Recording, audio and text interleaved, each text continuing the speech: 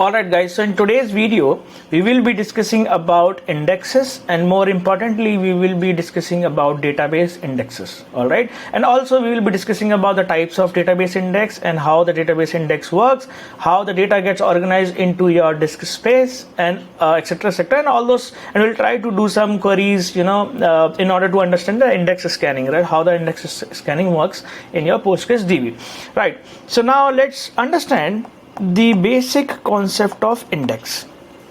Okay, now assume that you have a notebook. Okay, so this is your notebook. So this particular notebook has, let's say, 100 pages. Okay, so let's say it has 100 pages. In your page number, let's say 90, you have a topic, you have written a notes for topic DB. Okay, now I as a person want to access this particular topic DB, whatever I have written in the page number DB. So one way to access this particular page, whatever topic I have written in this particular page, is I will go sequentially. I'll open the notebook, I'll keep on going to the page by page, and then eventually I'll end up to page number 90. All right, but that's, you see, it's very inefficient way of doing so. All right, so now what could be the solution for this problem?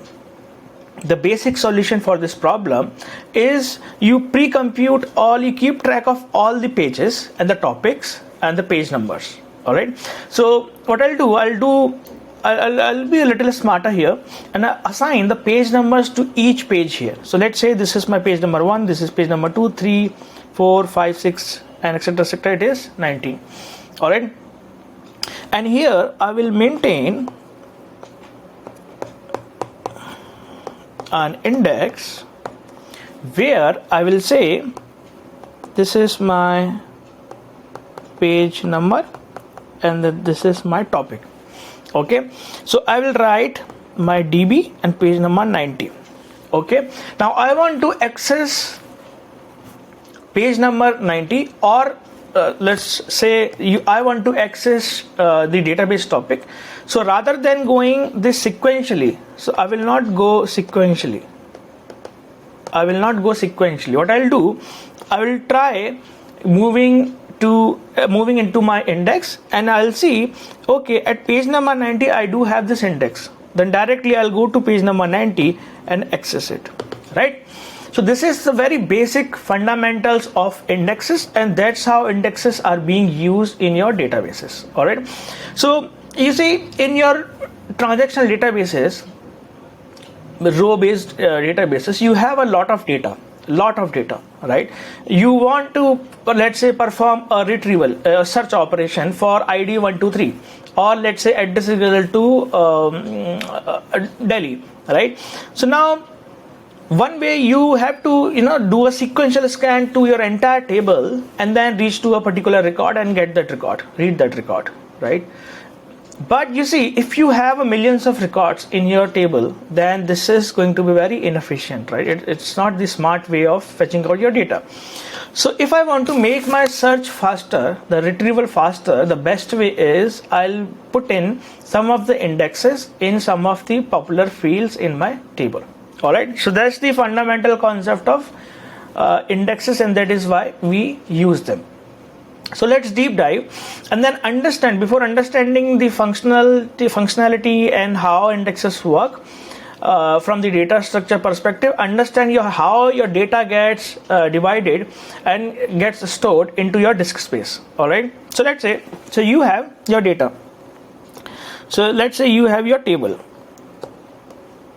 Okay, now let's say this is your ID field, and then this is your name field, and then this is your, let's say, city field.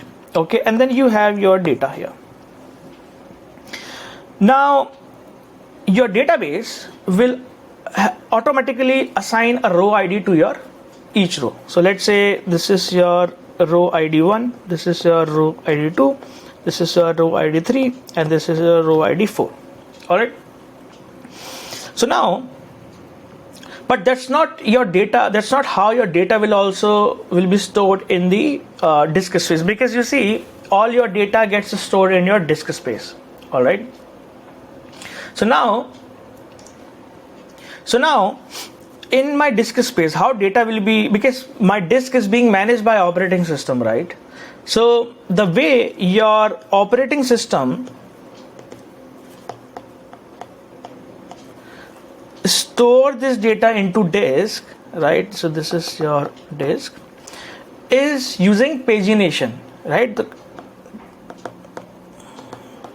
pagination. So operating system uses the concept of pages to store everything in the disk space. So what operating system will do, it will create some pages here. So let's say it will create these pages here. So this is page 1, this is page 2, this is page 3, and in each page will contain some set of data. So let's say this page 1 will have row 1, and then this will have row 4.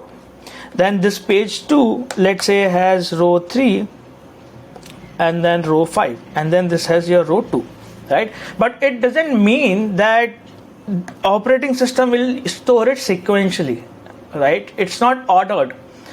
Any page could have any record, right? So that's the problem.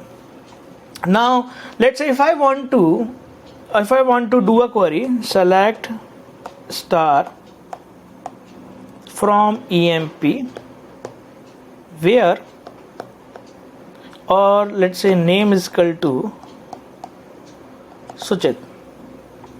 Now the search for finding the Suchit will have to go through all the pages, right? It has to do a sequential scan. This is the database world without use of indexes, right? So this will be very inefficient, right? It will take a lot of time. Right? Lot of time, and this is not accepted. It will take a lot of time. This is not expected, right? This is clearly not expected. So the best way of doing is, I will put index on column name, or I will put index on column ID. Okay, so now rather than going the pages, all those indexes will be stored in a different data structure. Okay, and that's how your index will be maintained in the different data structure in different memory. Okay, so now let's think about this scenario. This is where the concept of how your data indexes are being organized also relates to the type of indexes. Okay, so now understand that concept. So now see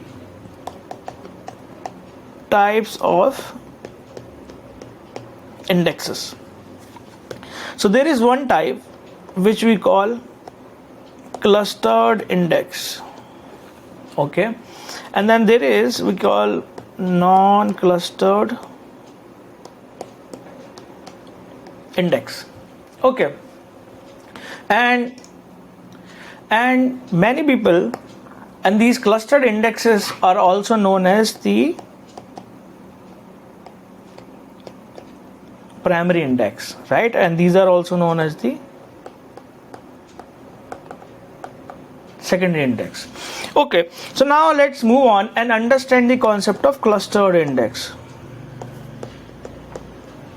Okay, so clustered index are also known as, in Oracle type of system, this is also known as your index organized table. All right, what it means is, so let's say you have this table of EMP. Okay, and then this is your ID field, and this is your name field, and then this is your city field. Okay, now you do an operation of insert. Let's say you already have record 1 and then something here. You want to insert 2, right? Then what it does is 2 XYZ and XYZ. So it will, so the way clustered index will store your data, it will directly store your data to this point, right, in the memory. So the data will be organized in the ordered fashion in the memory itself, in the disk itself, right? Disk itself, ordered way. So your database, so whenever you create a primary key in your table, some of your databases, let's say SQL and not Postgres, Oracle, they automatically create your clustered index for your primary key. So your for primary key ID, right? This is my primary key. So they will create a clustered index. So for these IDs will be stored in a ordered fashion, in a sorted fashion. So that's how your search for particular ID will become easy and faster, right? So that's the concept of clustered index, because this whole data will be stored in the clustered manner. This is our clustered data, right? But there are some problems with the clustered index as well. Now we will have to understand that as well. So let's move on. So let's say you have this table and you have a record ID 2, and then you insert record for ID 8. Now what it will do is it will go and insert 8 here, because 1, 2 and 8 here, right? Now the second time you insert, let's say 4, but you see 4 needs to come after 8 here, right, at this location, but you have 8, and then 4 should come before 8 and should come after 2, right? Then but we have 8 here, then so there will be a move operation. So we will have to move this 8 to a different location, and then we will have to insert 4. So that's the extra IO operation for operating system. So that's the issue. That's a small problem with the clustered index, because it does kind of extra input-output operations when it's trying to insert the data, right? Now that was the basic concept of clustered index, because the way you are organizing or storing your data in a clustered manner, right? So in an ordered fashion. So that was the point of clustered index. Now particularly in the database Postgres, right? There is no clustered index. So what Postgres does is, Postgres simply, for Postgres everything is secondary index. All right. When I say secondary index, or let's say when I say this non-clustered index, so they don't maintain the physically sorted data in the physical disk space, right? So the way your non-clustered index work, your data will be inserted in any fashion. Let's say this is your ID and this is your name. You have 1 here, you have 130 here, you have 201 here, right? Or let's say you have another entry 500 here. Now in order to keep track of indexes, you maintain a different index. So this will be your index, and by default it will create, for faster operation, it will create a B tree index. So B tree will be your data structure. So this will be your data structure, right? So your search will become faster. It will become order of log n, right? It will be half of everything for your overall search operation. So all your indexes will be stored here. So let's say 130, 500, 201, 61, 65. So and along with you will store, let's say you have this record. So the way you are storing is your ID 501. So it will have the page number, let's say page number 2, or it will have a row ID, so row 3. Okay. Now here it will have a 200, and then 200 will be stored page 2 and row 5. Okay.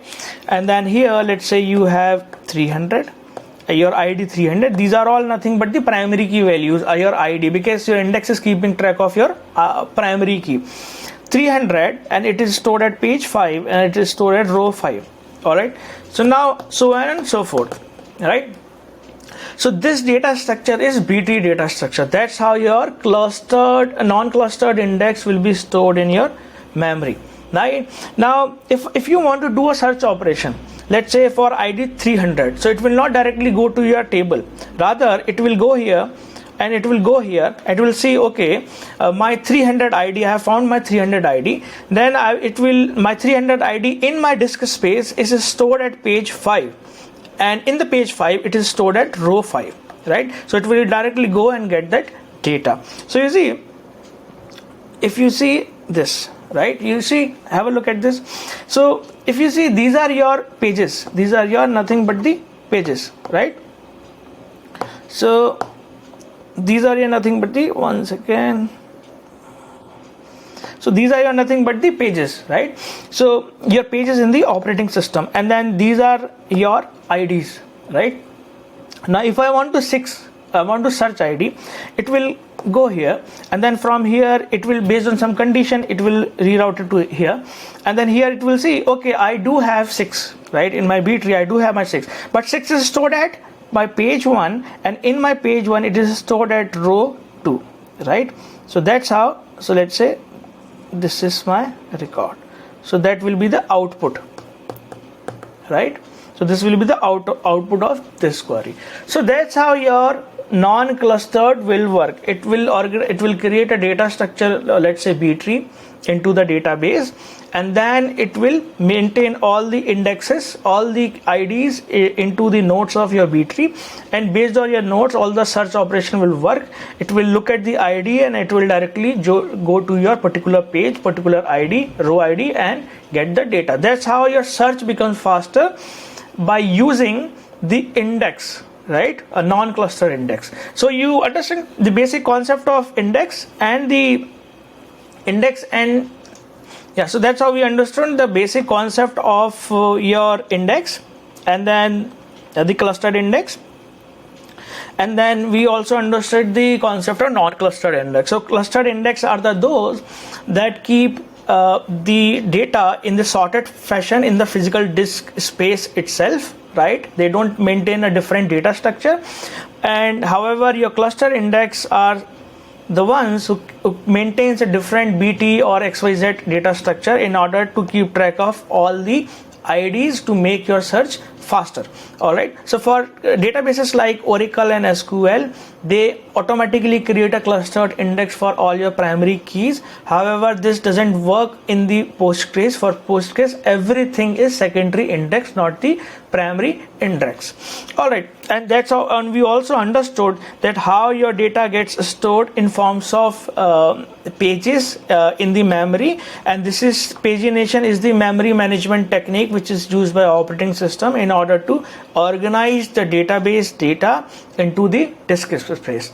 All right, so now let's move on and do a deep dive on the queries part. We will try to run some queries and understood the other aspects of your index from the query perspective. All right, guys, so let's understand the concept of index from the database directly. So I have created this docker compose.yml in order to deploy Postgres in my Docker container, and then I'm using this Python script in order to generate millions of many records in my database. Alright, but let's not the important. So these are the queries that I have run in order to create many records. So I have connected to my database.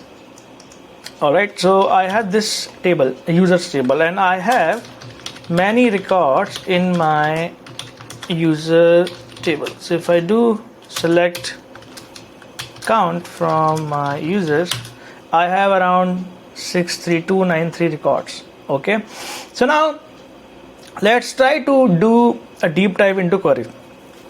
So if you just for your understanding, if you want to see the data, I have stored this kind of data. It has IDs, it has name, it has time, and it has addresses in it. All right, so now look at the ID field, right? So ID is my primary key, because if you see, this is my table definition, right? So ID is kind of integer and it's also a primary key. Now I want to do an operation on ID. So let's say what I'll do is I'll go here and I'll say 30 and I'll try to get this data. Okay, from users where ID is equal to this. Oh, sorry. Select star from users where ID is equal to this. Okay. Something is wrong. 1 second. Okay.